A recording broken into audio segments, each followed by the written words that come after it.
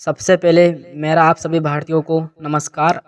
और आप लोग देख रहे हैं Manoj Maurya show YouTube channel और मैं आपका भाई मनोज मौर्य। तो भाई अगर अभी तक आपने हमारा चैनल सब्सक्राइब नहीं किया तो प्लीज़ सब्सक्राइब कर लीजिए। तो कृपया भाइयों वीडियो लास्ट तक देखिए। आज आपको इस वीडियो में 4 राजाओं के बारे में बताएंगे। तो सबसे पहले बात कर लेते हैं सम्राट चंद्रगुप्त मौर्य जी के बारे में। इतिहास की चर्चा हो और सम्राट चंद्रगुप्त का नाम ना लिया जाए ऐसा संभव नहीं है। मौर्य वंश के संस्थापक चंद्रगुप्त मौर्य को भारत का पहला सम्राट माना जाता है, जिन्होंने लगभग पूरे भारत में अपना शासन फहराया।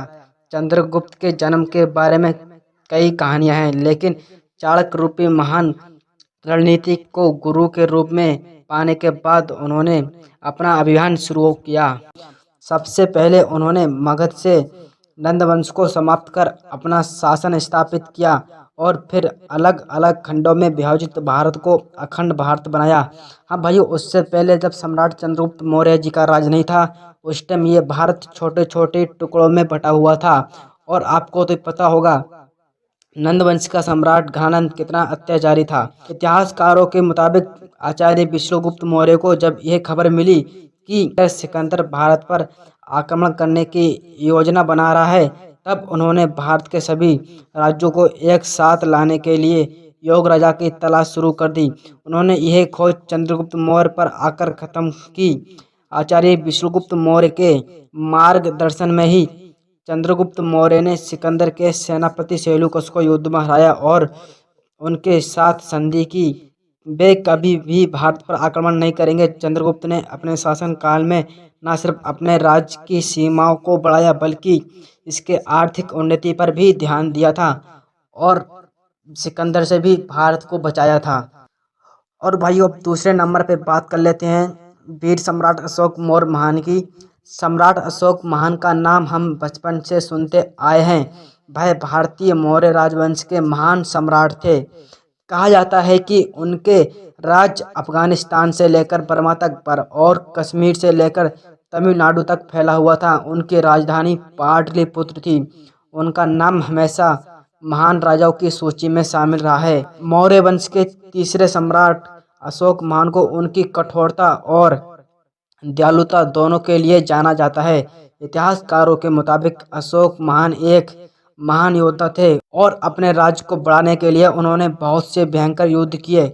लेकिन जब कलिंग का युद्ध हुआ तो कलिंग के युद्ध में बहुत सारे लोग मारे गए थे और बहुत से लोग बंदी बनाए गए थे। चारों तरफ खून खून था और हाहाकार मच रहा था।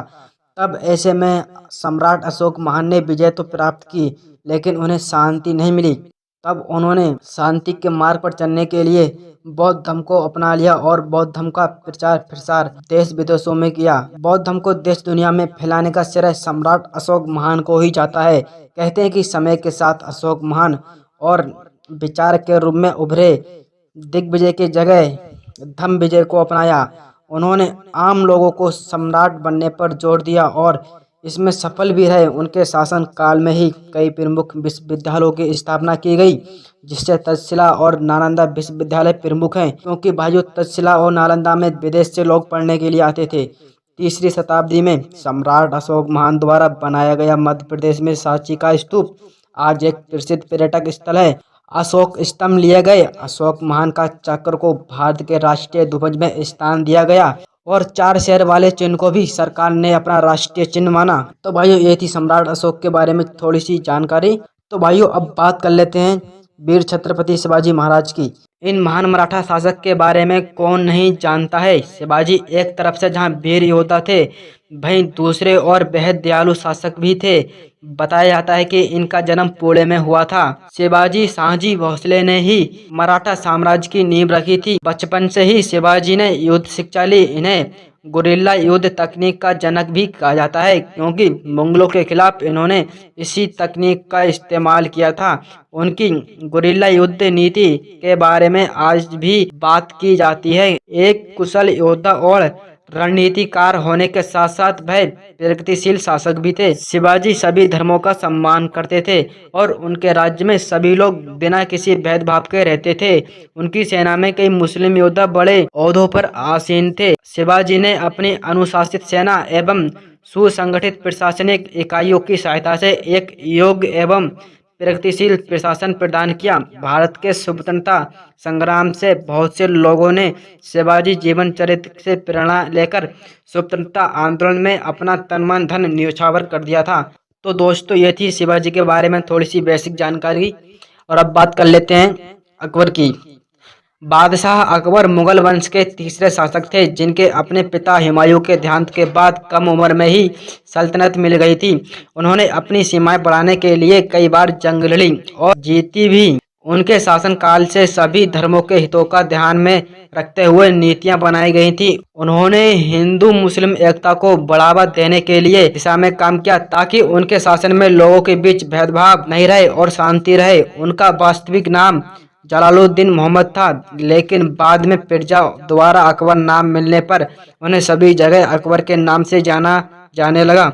उनके शासनकाल के दौरान अलग अलग कलाओं को बढ़ावा मिला। उनके अपने राज दरबार में तानसेन जैसे महान नायक शामिल थे। अकबर ने चित्रकला, लेखन और वास्तुकला को भी बढ़ावा दिया। उन्होंने फतेहपुर सीकरी का निर्माण कराया, जो आज भी मशहूर पर्यटक स्थल है। तो भाई, ये तीन चार राजाओं के बारे में बेसिक जानकारी। तो आप भी बता देना कि आपको कौन से सम्राट की सबसे अच्छी रणनीति लगी और किस सम्राट ने इस भारत के लिए सबसे ज़्यादा किया। और आप जिस भी सम्राट को फॉलो करते हैं, जिनकी आपको रणनीति अच्छी लगती है, जिनका शासनकाल अच्छा लगता है, उसका नाम कमेंट में जरूर लिखें। तो मिलते हैं आपसे ऐसे ही नेक्स्ट वीडियो के साथ। तब तक के लिए नमस्कार, जय भारत।